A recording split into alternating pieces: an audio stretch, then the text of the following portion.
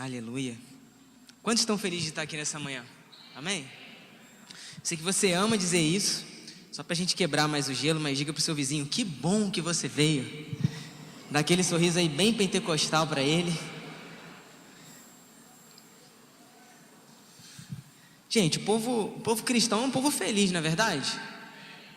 A Bíblia fala, através do apóstolo Paulo em Coríntios, ficamos perplexos, mas não desesperados, abatidos, mas não destruídos.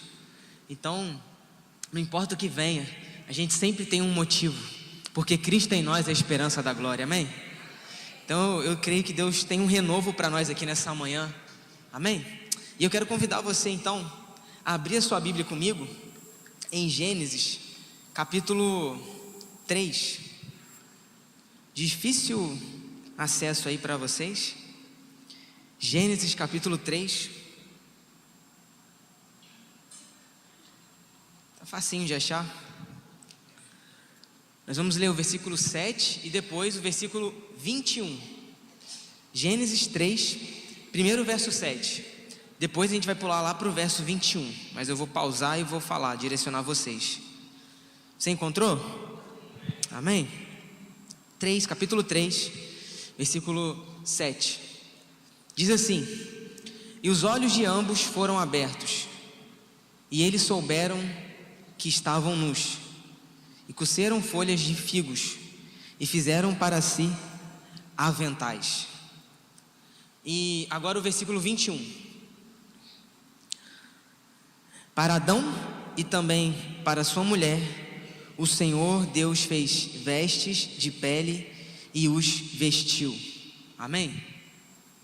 O título dessa mensagem é Anulando as minhas desculpas. Anulando as minhas desculpas. Você pode repetir comigo? Anulando minhas desculpas. Você que pode, feche seus olhos, curva sua cabeça, vamos orar por essa palavra rapidamente. Deus, nessa noite nessa manhã, nós louvamos o Teu nome, nós Te agradecemos pela dádiva de estarmos aqui, em família, diante do Senhor, e nós pedimos a Ti, que o Teu Espírito Santo continue nos conduzindo, em toda boa palavra, nesse momento.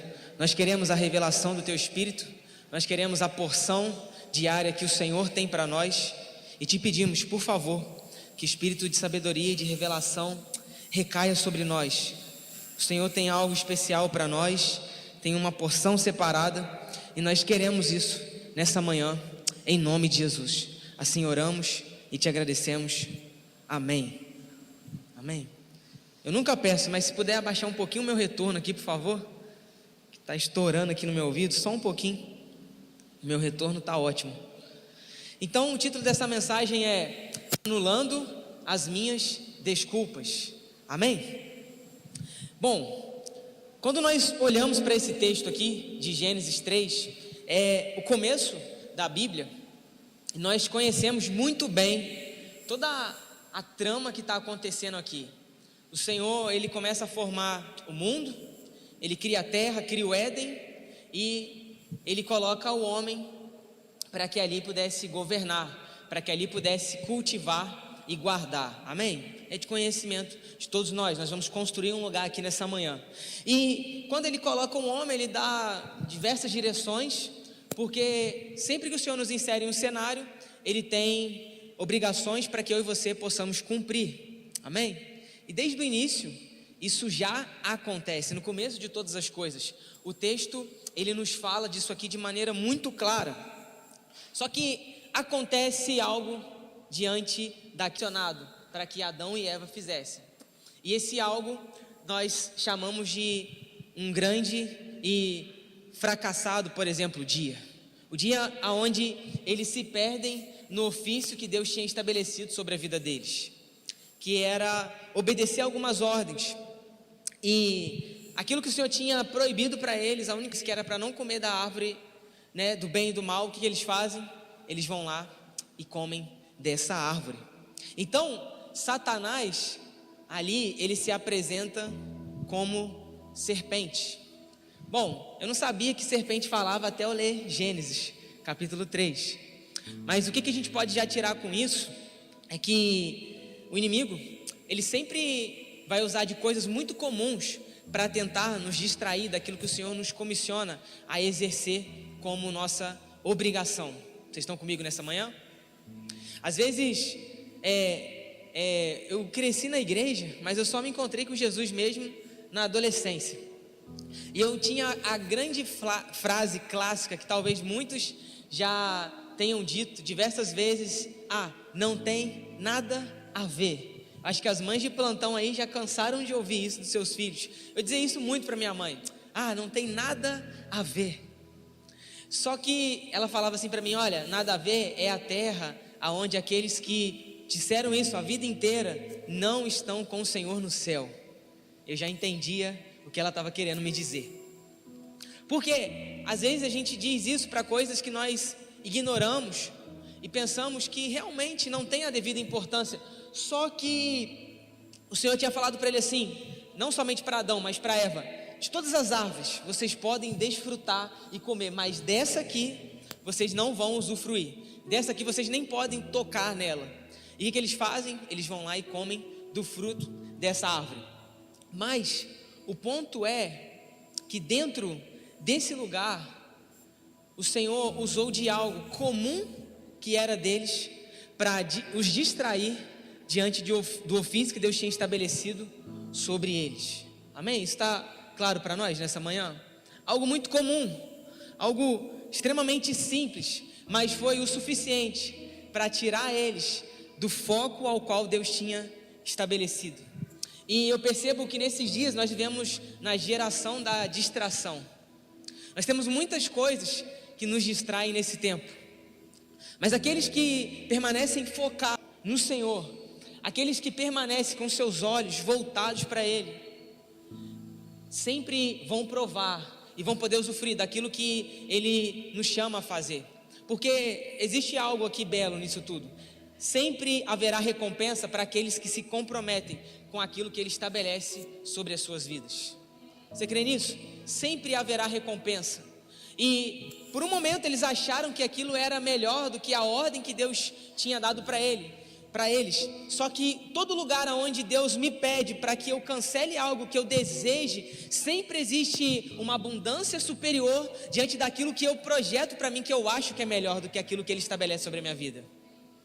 Eu não sei se você está entendendo, mas deixa eu melhorar para você. Às vezes a gente quer colocar coisas na nossa vida que nós achamos que vai superar aquilo que Deus estabelece. Só que aí quando dá errado a gente percebe: realmente isso não era para mim. Ou pode até dar certo, mas chega uma hora que Deus ele vai voltar a sua atenção para Ele e capturar de volta o seu coração. E às vezes Deus deixa algumas coisas darem certo para que a gente quebre a cara de uma forma ainda mais forte. Desculpa a expressão, mas essa é uma grande verdade. Porque nesse momento aqui que eles estavam se aproximando, Deus poderia interromper, não é verdade? Deus poderia chegar e falar: Adão, calma aí, você esqueceu do que eu tinha te falado? Mas Deus não faz isso, porque Ele não criou o jardim, preste atenção nisso, Deus não criou o jardim à prova de filhos. Deus não cria ambientes onde nós não podemos cair nesses lugares. O interessante aqui, o louco dessa história é que ele caiu no paraíso. Só que em um contraste, um paralelo, nós vemos Jesus vencendo no deserto. Adão foi o primeiro Adão, Jesus foi o segundo Adão. Deixa eu te falar uma coisa: não é o cenário que vai definir qual vai ser o êxito na sua jornada, mas é o seu coração submetido à palavra que Ele já liberou sobre a sua história. Quantos creem nisso? Então, anulando as minhas desculpas, diz respeito a isso. Deus, Ele não leva em conta aquilo que você quer trazer para Ele, aonde você se justifica, mas tudo que Ele nos insere, tudo que Ele nos proporciona, todos os lugares que Ele nos deixa acessar, Ele sabe que eu e você podemos tomar conta. Mas aí você pode pensar: mas olha o que o outro está vivendo, olha como a vida do outro parece, na minha opinião, um pouco mais fácil.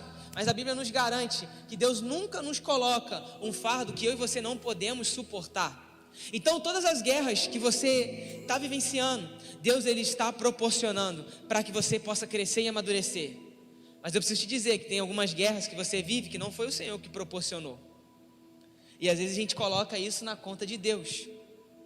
Mas nós precisamos então assumir responsabilidades. Por isso o texto aqui é anulando as minhas desculpas. Porque a gente precisa se auto-responsabilizar diante daquilo que Deus está nos convidando a administrar com as nossas mãos nesse tempo. Amém? Então, Satanás se apresenta como uma serpente, algo comum, apresentando o quê? Uma mentira. A Bíblia já nos fala que ele é o pai da mentira. É a base da mentira. O que sustenta a mentira? A manipulação. Satanás ali estava manipulando, através do quê? Da mentira. A mentira é a manipulação. Mas a base da verdade é a obediência. Então, eles caem naquilo que o Senhor tinha comissionado eles a continuarem exercendo fielmente. Deixa eu te falar uma coisa, a gente não obedece 99% somente das vezes, ou 0,9%, 99,9%, mas em todo o tempo. Eu não estou falando aqui de perfeição cristã, mas eu estou falando de maturidade. Quando o apóstolo Paulo diz assim, olha, procure apresentar-se a Deus aprovado como um obreiro que não tem do que se vergonhar e maneja bem a palavra da verdade. Procure apresentar-se a Deus aprovado. Tem em algumas traduções que vai falar sobre apresentar-se a Deus de forma perfeita. Só que o original grego significa procure apresentar-se a Deus como alguém maduro. Porque perfeição é somente lá na eternidade. Nós estamos construindo essa perfeição, amém? Então, o nível que nós nos comprometemos vai determinar o tanto de maturidade que eu e você vamos acarretar para a nossa jornada. Então, quanto mais comprometido, quanto mais eu obedeço, quanto mais eu me entrego, mais eu vou conhecendo Ele, eu vou entendendo os seus movimentos para a minha vida, eu vou conseguindo ler melhor os cenários que Ele vai me proporcionando.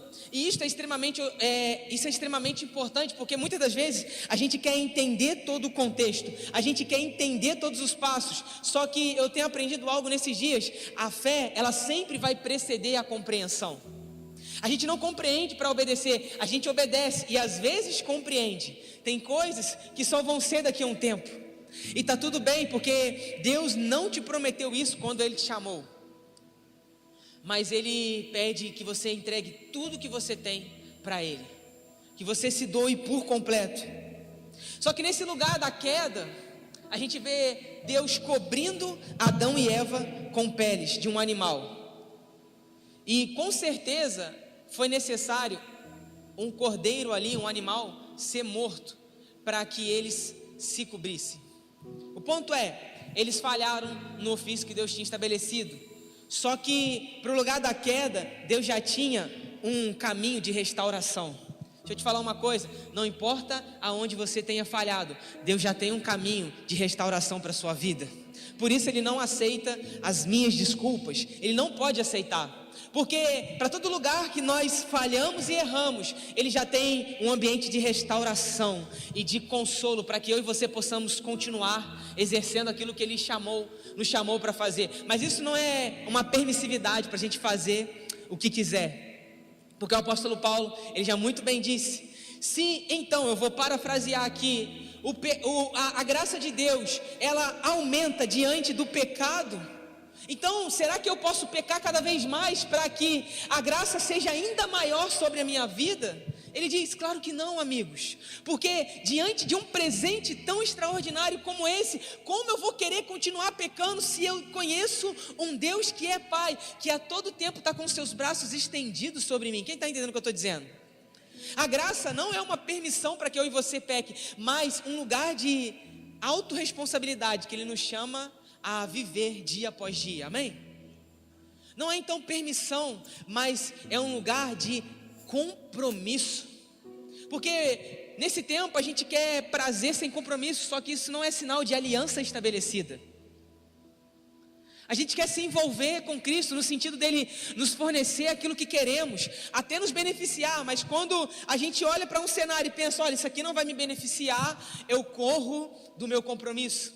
Isso não é sinal de aliança estabelecida, porque a gente só quer benefício, e a gente não quer o lugar da autonegação, que nos insere para a entrega radical. E aí, quando eles pecam, o Senhor pega um animal, mata esse animal e cobre eles com a pele desse animal. Só que antes deles fazerem isso, o que tinha acontecido? Eles pegam folhas de figueira para se cobrirem. Porque no final da tarde, a Bíblia fala que no final da tarde, Deus vinha estar com eles. Quando eles ouvem os passos, eu ia fazer um barulho aqui, agora deu. Aqui atrás é concreto, aqui é madeira. Quando eles ouvem os passos de Deus, o que eles fazem? Eles correm, porque a Bíblia nos diz, versículos anteriores, que eles tomam conta que estão nus, ficam com vergonha um do outro e se escondem de Deus, porque também ficam com vergonha e com medo dele. Porque é isso que a desobediência ela gera em nós: vergonha disso aqui, desse lugar, eu digo, para com os outros e também do Senhor. Só que o engraçado aqui, não é engraçado, na verdade isso é belo, porque a gente não vê Deus se apresentando para acusá-los, mas perguntando: Adão, aonde você está? Pergunta para o seu vizinho aí: onde você está? Onde nós estamos? Porque isso não foi uma mera pergunta física, mas espiritual. Deus, ele é onipresente, ele está em todos os lugares. Ele já sabia, mas ele fala assim: Adão, onde você está? Porque quando eu estava caminhando no jardim, sempre você vinha ter comigo. Quando eu chegava no jardim, eu percebi, eu olhei para o lado e não vi você. Eu olhei para o lado e eu não consegui te encontrar. E aí ele foi atrás dele. Porque nenhum pecado é suficiente para nos afastar do Senhor, porque enquanto nós corremos dele, ele vem ao nosso encontro, amém? Você pode tentar fugir, mas ele sempre vai persistir até te encontrar. Nada é suficiente para nos separar do seu amor.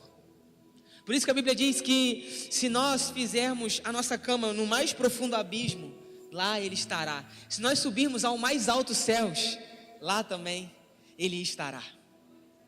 Isso é impressionante, porque nada pode nos separar do seu amor que está em Cristo Jesus.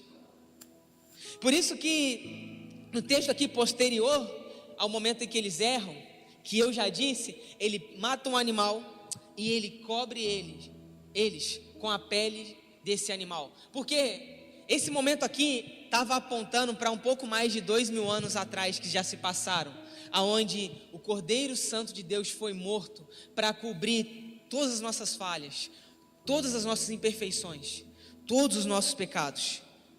Mas antes disso, eles se cobrem, como eu disse, com folha de figueira. Sabe o que é folha de figueira? É religiosidade. Porque no lugar onde falta intimidade, a gente quer cobrir com religiosidade. Porque era para eles estarem andando lado a lado com Deus, só que eles se escondem de Deus. E aí eles pegam folhas de figueira, pensando assim: olha, dessa forma a gente vai conseguir se cobrir, e aí a gente pode se apresentar ao Senhor.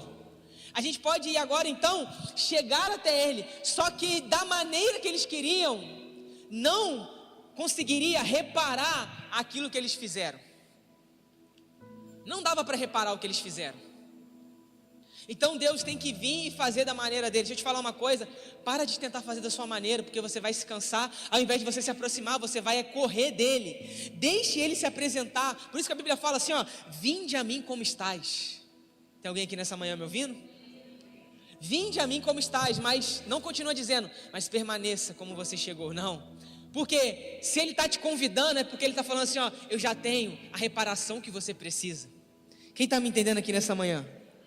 E aí, a partir desse lugar, começa a surgir a cultura do merecimento. Porque para me apresentar diante de Deus, eu preciso criar uma armadura e uma estrutura. E aí, o problema é que a gente cria os nossos meios. A gente vai criando as nossas formas. E ao invés da gente se aproximar do Senhor, a gente está correndo dele e colocando folhas de figueira. Quem está me entendendo aqui nessa manhã? Por muitas vezes a gente cria a nossa maneira, a gente cria a nossa estrutura. As figueiras aqui, as folhas de figueira, eram como uma armadura para eles, porque na cabeça deles, olha, a gente está bem posturado, a gente está talvez devidamente vestido, e aí sim, agora a gente pode se apresentar para o Senhor, só que o Senhor ainda assim vem até eles, só que Ele está falando assim, olha, dessa forma não funciona, vocês caíram, mas eu tenho um caminho de restauração. E aí o que acontece é que a manipulação da serpente provocou a ruptura relacional entre Deus e a humanidade. Ou seja, a natureza caída busca uma relação por talento. O que eu estou querendo dizer? É que nesse lugar da queda, a gente às vezes insiste em buscar o Senhor pela performance, pelo quão bom nós somos. A gente fala assim, olha, eu já cansei de ouvir isso, mas eu não fumo, eu não bebo, eu não cheiro, eu não faço isso, eu não roubo e não faço aquilo. Só que a gente está reduzindo muito a graça de Deus, porque a graça não é somente um ambiente que nos fornece força para não somente pecar, mas para fazer além do que aquilo que nós não somente devemos fazer. Você está comigo nessa manhã? A gente fala assim, olha, eu vivo uma vida bonitinha, regradinha, segura, eu não vou em shows, eu não faço isso, eu trato bem a minha família, quando me irritam, eu consigo me segurar. Isso é muito bom, isso aí é o fruto do Espírito que vai se desenvolvendo em nós, amém? Mas existe uma graça, digamos assim, abundante, que vai fazer com que a gente viva o que está além da nossa humanidade, amém? E o que eu estou querendo dizer com isso? É que nesse ambiente onde Deus nos fornece restauração, Ele nos ativa para uma vida sobrenatural, amém? E aí, aqueles que estão doentes ao nosso lado podem ser curados, porque já não sou eu quem vivo, mas Cristo vive em mim. No lugar aonde nós encontramos um quadro de morte, nós podemos liberar cura, porque maior é o que está em nós do que o que está no mundo. Sendo assim, eu e você podemos enfrentar tudo, amém? Por isso que eu estou dizendo, é muito pouco a gente falar assim, olha, eu vivo uma vida segura, bonitinha. Gente, isso é péssimo, isso não é o suficiente. Quem está me entendendo aqui nessa manhã? Deus tem muito mais. Deus tem muito mais para nós. E aí a gente se contenta com pequenas coisas. Quando eu descobri que Deus ainda podia curar, que Deus ainda podia realizar milagres e sinais, meus amigos, eu comecei a buscar isso incansavelmente. E eu continuo buscando isso desesperadamente. A minha mãe, há uns 2 anos atrás, eu nunca contei isso aqui, ela começou a aparecer um monte de nódulo nos seios dela, um monte. E só estava expandindo assim, crescendo. E aí estava se instaurando um quadro de câncer. E aí a gente começou a orar em casa. A gente começou a orar. A gente começou a declarar assim, Jesus, nós cremos no Teu nome. Nós cremos que o Senhor tem poder. Nós declaramos 100% de cura sobre a vida dela. Nós declaramos 100% de cura. Ela tinha feito um exame já tinha programado outro exame. Não muito tempo depois, alguns dias depois, nós começamos a orar e declarar. Nós em casa, sempre orando. E aí quando ela foi fazer o exame, eu não lembro qual foi o dia da semana, mas qual foi o resultado? O médico ficou espantado, meio até desesperado, porque não tinha mais nada em toda a região dos seios dela. Por quê? Maior é o que está em nós do que o que está no mundo. Maior é o que está em nós do que o que limita conosco, que é o pecado. Então, nós precisamos entender que nele nós temos autoridade. Se você se vestir com folhas de figueira, você vai até se aproximar do Senhor, porque Ele vem ao seu encontro. Mas agora, se você se vestir com aquilo que Ele tem para você, o que Ele separou para a sua jornada vai ser incomparavelmente maior. Quem está me entendendo? Davi, quando foi se apresentar a Saul para enfrentar Golias, Saul fala para ele assim, tudo bem, toma aqui a minha armadura. E ele veste e fala assim, olha, não me cabe. Deixa eu te falar uma coisa, para também de querer se vestir com aquilo que as pessoas querem determinar para os seus. Comece a se vestir com aquilo que Ele tem para você. Pode ser um estilingue e 5 pedrinhas, mas se for Ele que te deu, nada vai te parar. Quem está me entendendo aqui nessa manhã? Então, por favor, não se contentem com uma armadura que pode ser até esplêndida, mas o Evangelho me fala que a simplicidade é que causa o sobrenatural sobre as nossas vidas. É pegar um pouco de terra, cuspir nela, fazer um barro, passar nos olhos de um cego e ele ser curado. Quem está me entendendo aqui nessa manhã? A escola ministerial já começou, gente. A minha turma ainda está aberta, tá? A base da fé. Se você quer mergulhar, fica a dica aí se você não entendeu essa história. Mas a gente precisa mergulhar a profundidade. Sabe qual é o problema do raso? Eu falo isso, eu cresci na praia. É que eu não virei o Aquaman, é claro. Foi muito ruim essa piada, mas é porque vocês estão muito sérios. Vocês estão comigo aqui ainda, amém? Mas se você só se contentar com o raso, você nunca vai querer ir mergulhar no mais profundo. A minha mãe, ela ama a praia, mas ela não gosta do fundo, porque ela tem medo, porque ela se acostumou tanto com o raso, e estar no raso é muito bom, é confortável. Você não se esforça, consegue ficar sentado com o seu corpo na água, mas você não consegue mergulhar em um lugar mais profundo, onde você pode experimentar um novo ambiente onde você não conhece. Porque lá é desconfortável. Porque eu não vou tocar mais o chão. Eu vou ter que precisar nadar. Eu preciso estar bem fisicamente, porque pode me dar cãibra. Deixa eu te falar uma coisa.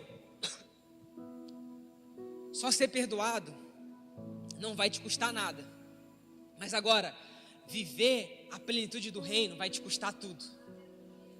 Então você escolhe se você fica na beira da praia ou se você vai nadar para o mais profundo, porque eu sempre tenho dito, zona de conforto é um local de cemitério de propósitos eternos. Mas agora a zona de desconforto é o lugar onde Deus cumpre os seus propósitos eternos. Então Deus já estava vindo até ele. Nada que você diga para ele é suficiente. A gente repara Moisés, quando ele fala assim, mas eu sou gago, eu tenho dificuldade na fala. Ele fala assim, olha, toma Arão, mas eu não vou conseguir convencer Faraó. Toma um cajado para você realizar milagres. Porque para toda desculpa, Deus já tem um lugar do extraordinário para operar na sua vida, amém? Nada é suficiente para repelir a presença de você. Então a gente pode aprender 3 coisas aqui. Primeira, repita comigo, responsabilidades. Repita mais forte, responsabilidades. Só que aqui a gente precisa ter cuidado, muito cuidado. Porque a disposição de Deus vir nos encontrar não abre espaço para uma vida liberal. Eu estou dizendo, ele continua se aproximando. Faz sentido? Isso é uma grande verdade do Evangelho. Só que se eu parar aqui, isso é hipergraça. Isso é uma vida liberal, aonde eu não me responsabilizo pelo tanto de favor que Deus tem liberado sobre mim, porque uma hora Ele vai cobrar esse lugar de graça que Ele liberou sobre nós, Ele tem liberado sobre nós. Então por isso que é necessário ter muito cuidado, porque uma vida liberal vai haver consequências. Não existe cristianismo sem responsabilidade. Faz sentido? Porque se eu viver liberalmente, eu vou pensar que não há consequências, mas meus amigos, sempre haverão consequências. Então isso aponta para um caminho de Gênesis 3:21, aonde o próprio Deus fez o reparo, matando um animal para cobrir eles com aquilo que eles tinham errado. Por quê? O que isso denuncia para nós? Não existe evangelho sem morte. Sabe o que Deus pede de você? A morte completa de todas as suas vontades e desejos. Mas eu não consigo. Então isso aqui não é para você. Mas se você quer se comprometer a viver o que nenhum homem, esse é o lugar que você deveria estar, amém? Essa é uma verdade, é dura, mas não existe evangelho sem morte. Se você não quiser entregar tudo, então você não serve para servir ao Senhor. Desculpa, não vou pedir nem desculpa, porque Deus não vai me cobrar disso no grande dia. Porque essa é uma verdade. Se você não tiver disposto a entregar, eu não estou falando que você não vai pecar mais. Eu estou falando que você vai parar de se cobrir com folhas de figueira e começar a se cobrir com aquilo que Ele tem para você. Amém? Quem está me entendendo nessa manhã? Então, Adão e Eva, o que eles fazem? Eles aceitam a pele. E aí vem o processo de restituição para o relacionamento. Contudo, houveram consequências. E quais foram? Exclusão do jardim. Não conviviam mais com o Senhor diariamente. Porque Deus vai até reparar, mas aprenda a lidar com o lugar da restauração. Porque não é sobre o cenário físico, mas é sobre a corrupção que está em você. Amém? Por isso que tem gente que não permanece, porque é muito bom quando você recebe o amor de Deus, e a gente chora, igual Jeremias, o profeta chorão. Só que aí quando Deus começa a nos confrontar, aí a gente foge. Por isso que tem muita gente que não permanece, Por isso que a gente tem que tomar cuidado, a gente tem que cuidar muito bem daqueles que estão chegando novos. Por quê? É muito gostoso, tem empolgação, a gente vê muitas coisas boas que o Evangelho nos apresenta, só que vem o confronto, que é o lugar do discipulado. Ontem na nossa sala de adoração a Júlia pregou sobre isso, que o discipulado vai nos custar tudo, porque é necessário morte completa. E se você não estiver disposto a dar tudo de você, o cristianismo não vai servir. Só que deixa eu te falar uma coisa, esse é o único lugar que você vai ser plenamente satisfeito. Plenamente satisfeito. Então a gente encontra aqui muitos problemas. Por quê? Pois ao reconhecermos o erro, nós paramos somente no arrependimento. E aí muitas das vezes a gente não trilha o caminho do desenvolvimento. Se você não desenvolve a sua salvação, por isso que o apóstolo Paulo também diz: assim como vocês receberam a Cristo, permaneçam também nele. Olha só, permaneçam também nele. Repita comigo, permaneçam também nele. O original significa se desenvolvam nele. Porque o arrependimento, ele é necessário, mas se eu não me desenvolvo, eu retrocedo e eu volto às velhas práticas. Por isso que tem gente que retrocede, porque não se compromete ao amadurecimento. Faz sentido? Se você para no arrependimento, você vai estar fadado ao fracasso. Você precisa desenvolver. Ah, mas eu não consigo, eu tenho as minhas dores. Se resolva, o RA já abriu as turmas aí. A gente sempre cria ambientes para que a gente se desenvolva. Eu sei que é uma palavra um pouco dura, eu comecei até amaciando um pouco, mas eu preciso pregar isso. Porque senão a gente vai parar, a gente vai estagnar. E chega uma hora que a gente retrocede. Você pode até continuar. John Wesley, ele falava o seguinte: uma pessoa pode ir à igreja 2 vezes por semana, participar de todas as escolas dominicais. Ela pode ter até sido batizada e falado publicamente pelo pastor que nasceu de novo. Ela pode orar 2 vezes ao dia, mas ainda assim é necessário nascer de novo. Sabe o que ele está dizendo? Ainda assim é necessário você se desenvolver. Ainda assim é necessário você não parar no arrependimento, mas se desenvolver no que ou em quem? Como eu me desenvolvo? Bom, na sua relação com Deus, crescer em intimidade. Deixa eu te falar uma coisa. Muita gente quando se converte fala assim: o que eu vou fazer agora que eu entreguei minha vida para Jesus? E eu falo sempre a mesma coisa: você vai conhecer o Senhor no seu secreto, com a sua Bíblia, com as suas orações e com a sua prática de jejuns constantemente. Porque Deus não te chamou para te dar um ministério em primeiro lugar.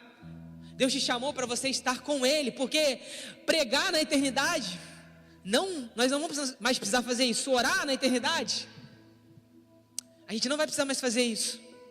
Ler a Bíblia, não vamos precisar mais fazer isso. Evangelizar, não. O que a gente vai fazer na eternidade? Conhecer o Senhor eternamente. E por isso que o lugar da relação é o lugar da intimidade, onde a gente se aproxima. Então o que eu tenho que fazer?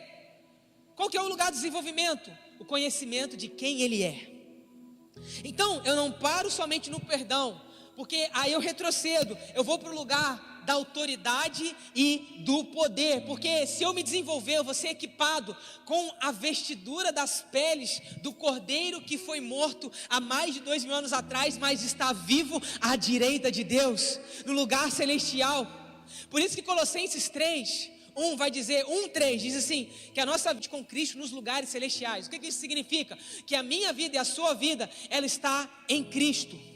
Então quando a gente se entrega para Ele, Ele está falando assim: olha, se desenvolva, porque eu tenho autoridade e poder no lugar onde vocês se encontram comigo, que está no âmbito espiritual. Então a gente tem que sair do natural e entrar na atmosfera do sobrenatural, amém? Porque assim a gente é ativado em autoridade e poder. Então logo eu também me torno um caminho de remissão para o meu próximo. Porque não é somente você que vai ser beneficiado, mas aqueles que estão à sua volta também precisam de benefício. Vocês estão me entendendo essa manhã? Então Deus te responsabiliza pela sua vida, mas Ele está dizendo, você também é responsável pela vida do seu próximo. Porque nós somos um corpo. Talvez eu seja a mão, mas você seja o pé. E a gente precisa estar inteiramente conectado. Então, a pergunta que me fica diante disso é: quando foi que caímos nos tornando excepcionais religiosos? Quando foi que a gente parou de perseguir o lugar da relação e da intimidade? A gente está preocupado com o nosso 15º par de sapatos.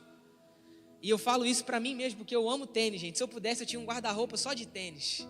A minha esposa sabe, eu adoro tênis. Quem não ama, fala a verdade, quem não ama comprar coisas aqui? É bom demais, né? A gente trocou a torneira da pia da nossa casa. A gente já está assim, uau, que vontade de lavar a louça. Brincadeira, não é também assim. Mas é muito bom pegar coisa nova, não é verdade? É muito bom pegar coisa nova. Só que a gente está se preocupando demais com as coisas terrenas. E a gente está esquecendo que é isso aqui que define a nossa eternidade. Você está comigo ainda nessa manhã? A gente não pode tirar os olhos daquilo que virá eternamente. Deixa eu te falar, a eternidade já começou. Aqui define o que vai vir depois daqui. Existe uma canção que nós cantamos assim: Cristo é tudo que Deus pode nos dar. Cristo é tudo. E nele, Ele vai nos fornecendo tudo o que precisamos. Eu quero que nessa manhã você possa redirecionar o seu foco, a sua oração, o seu desejo, o seu ímpeto, aquilo que te fascina, aquilo que tira o seu sono, aquilo que consome a sua alma.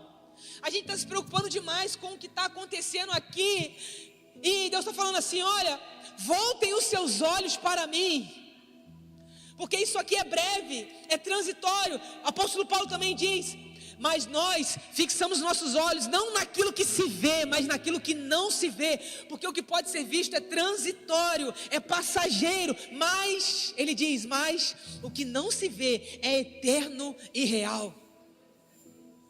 Ah, está faltando vontade de viver, está faltando vontade de querer fazer algo a mais para a minha vida, de querer me desenvolver. Se volte para aquilo que não se vê, se volte para aquilo que é eterno.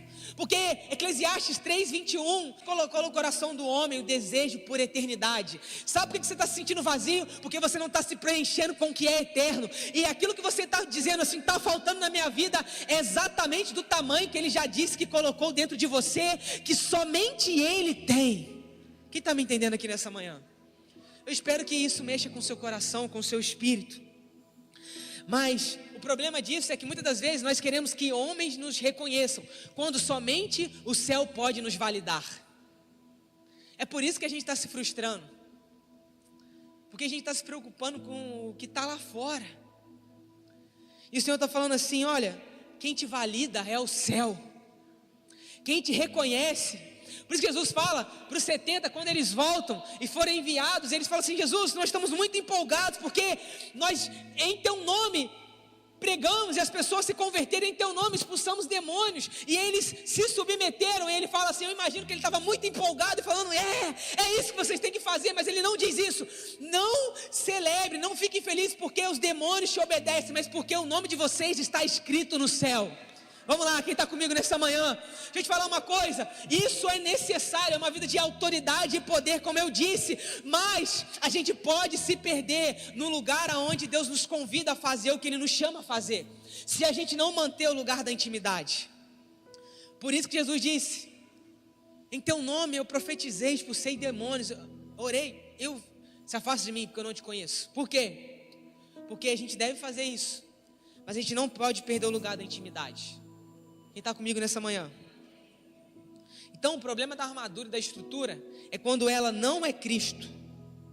Porque se Cristo se torna o caminho, pois se coloca como aquele que não somente repara o dano do pecado por completo, mas Ele é o nosso modelo de vida. Se Ele é o nosso modelo de vida, nós não podemos nos contentar em uma vida longe dEle. Faz sentido?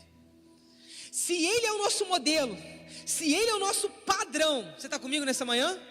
Se a gente deve ser como Ele, como você consegue? Vamos lá, gente, como você consegue viver sem Ele? Longe de... Não, mas eu venho à igreja, não, mas eu participo até da escola ministerial, eu já fiz RA, eu já fiz impacto. Não, eu estou te perguntando se você conhece a Ele. Porque Ele fala assim, ó: se afastem de mim porque eu não vos conheço. A palavra conhecer aqui no original é intimidade. quando eu estava andando sobre a terra e eu olhei para o lado, assim como eu olhei no jardim do Éden, eu não encontrei Adão. Ele vai falar assim, ó, naquele dia, quando eu andava sobre a terra, eu queria um parceiro para caminhar junto comigo. E será que você estava do meu lado? Essa é a grande pergunta dessa manhã. Então, o padrão de entrega é ele, como o de vida também. Então a gente precisa se envolver com ele o suficiente. Porque, deixa eu te falar uma coisa, a felicidade não está somente no ponto de chegada, mas no processo da nossa jornada. A vida é bela, meus amigos, mas com Cristo. Não anulando os desafios, mas existe uma alegria futura que nos aguarda, mas que já é presente. Por isso ele é a nossa esperança viva. A segunda coisa é reconhecer as minhas fragilidades. Primeiro, responsabilidade. A segunda, reconhecer minhas fragilidades. Por quê? Se esconder, na verdade, é se aproximar com as suas justificativas. Quando você fala assim, não, eu vou me esconder, eu vou fugir de Deus, eu vou fugir do confronto. Na verdade, você nunca vai fugir, porque sendo no abismo ou no mais alto céus, Ele te encontra. Você não foge do Senhor. Só que o problema é que você se aproxima, só que com suas justificativas. Ele não quer as suas justificativas, Ele quer o seu arrependimento. Você sempre vai se encontrar com Ele. Agora, você escolhe como você se encontra com Ele. Ou se justificando, ou se arrependendo. Só que eu tenho aprendido algo. Quem é bom de argumento, é ruim de arrependimento. Entenderam? Quem é bom de argumento, é ruim de arrependimento. Gente que se justifica demais. Sabe por que eu falo isso? Porque eu era assim. Minha mãe falava assim, cara, tu se justifica tanto. Mas tanto. E porque na minha fase infantil eu aprontava pra caramba, gente. Eu aprontava muito. Só que eu me justificava, não, mas é porque, não, eu falo assim, ó, você é bom de argumento, mas ruim de arrependimento. E eu nunca mais esqueci. Então, se esconder é se aproximar, a gente nunca corre.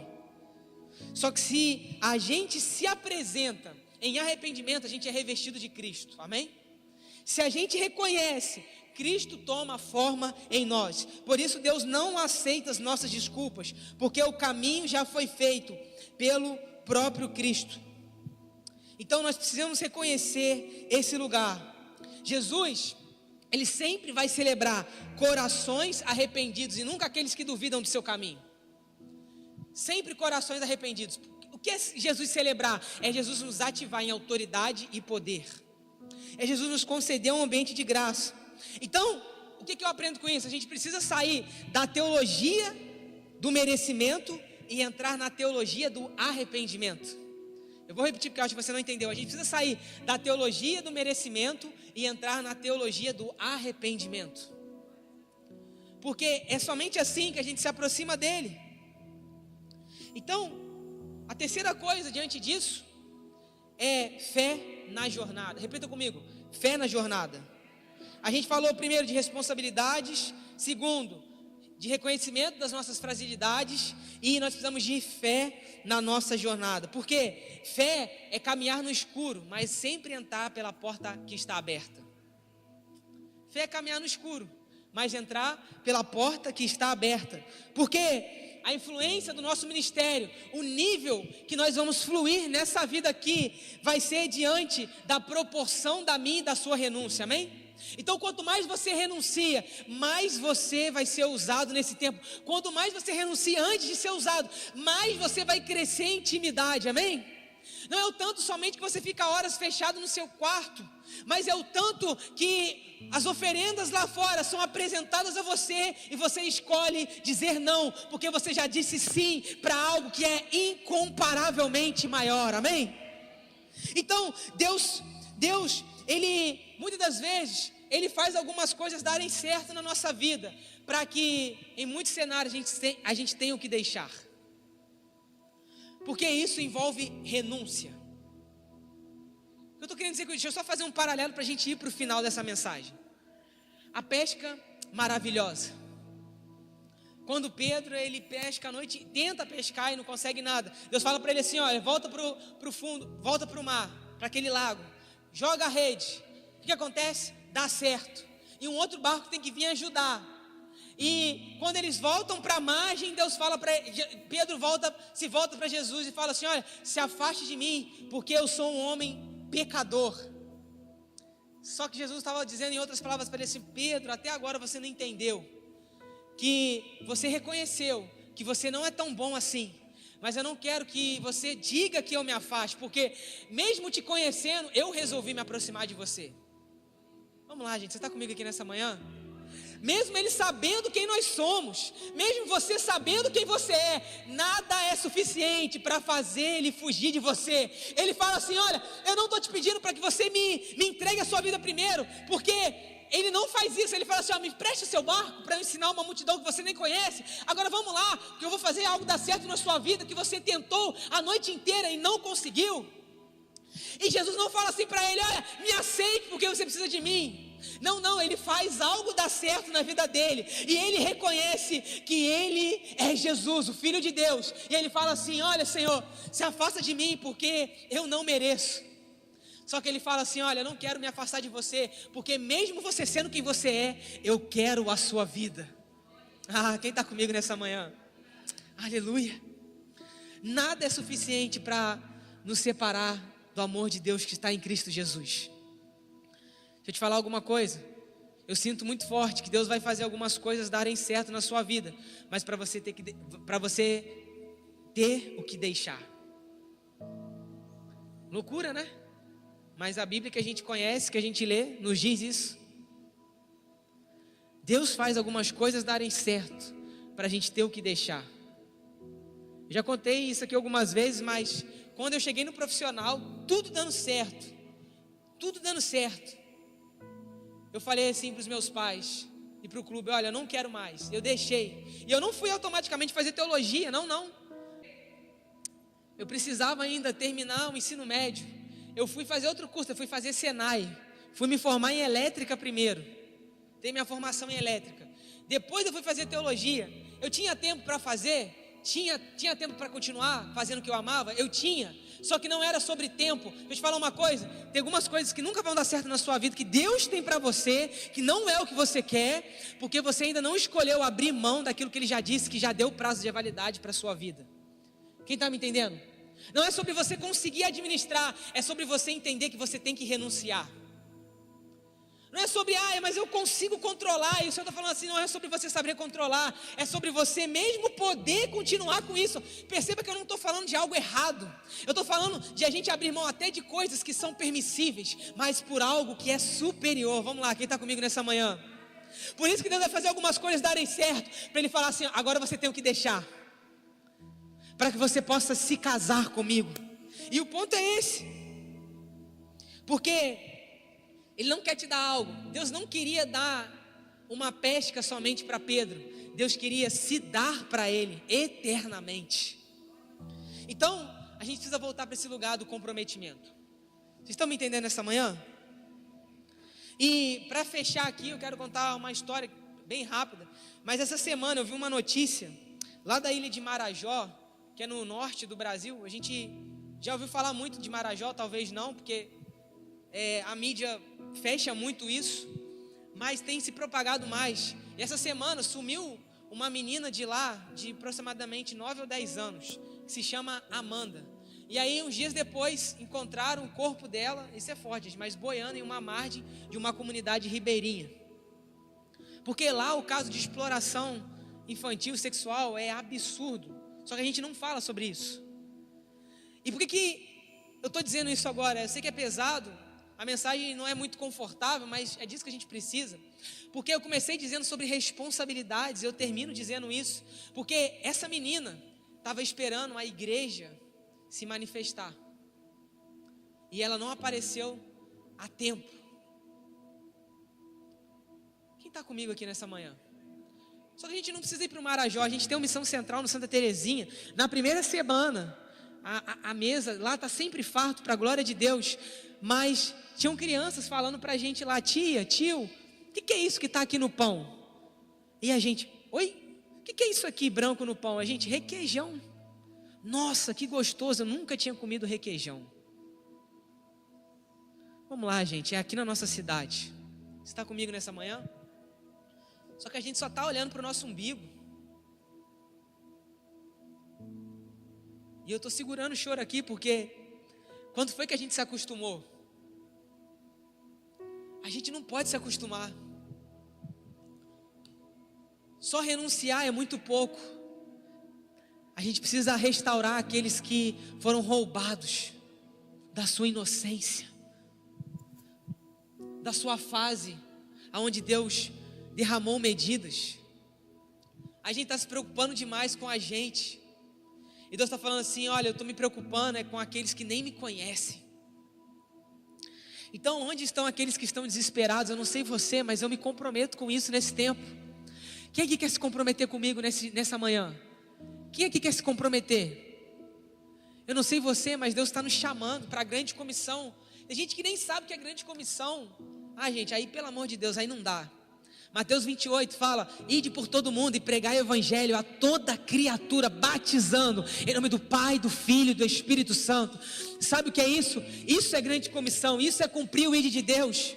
Você não precisa ir lá para o barco. É bom, eu oro para que você vá, eu quero ir ainda, eu vou. Mas se você não cumpre a missão na sua cidade, você não tem autoridade para ir para outro lugar.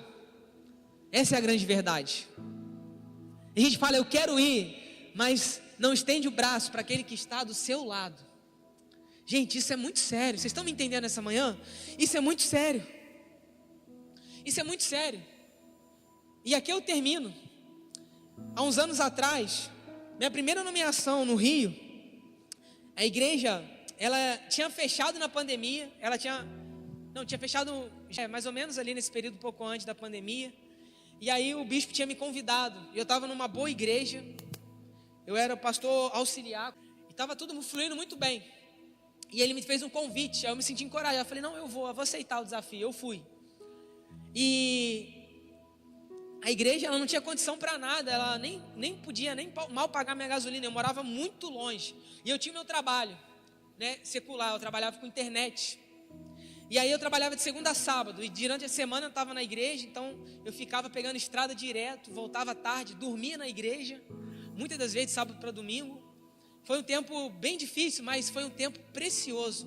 Eu agradeço muito a Deus por esse tempo. E nesse período, a gente conheceu um casal de senhores, eu e mais 4 amigos. E eles não tinham nada, eles tinham literalmente só um barraquinho bem pequenininho mesmo, gente, de verdade, daqui até aqui assim, ó. Só um cômodozinho, mais nada. O vasinho era até fora da casa. Um terreno sem nada, tinha nada. E quando a gente viu aquilo, a gente falou assim, não dá pra gente ficar parado. Falei assim, a gente vai construir uma casa para eles. A gente assim, não tem engenheiro aqui.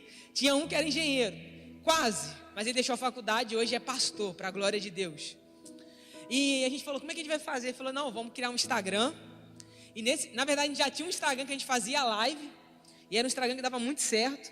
A gente pegou esse Instagram, mudou o nome dele, alguma coisa de casa. A gente começou a divulgar, a gente falou assim, olha, a gente quer filmar vocês, não para expor, mas para a gente mostrar para as pessoas. Gente, resumindo a história, a gente conseguiu caminhão de areia, a gente conseguiu um monte de coisa, a gente construiu a casa deles para a glória de Deus, amém?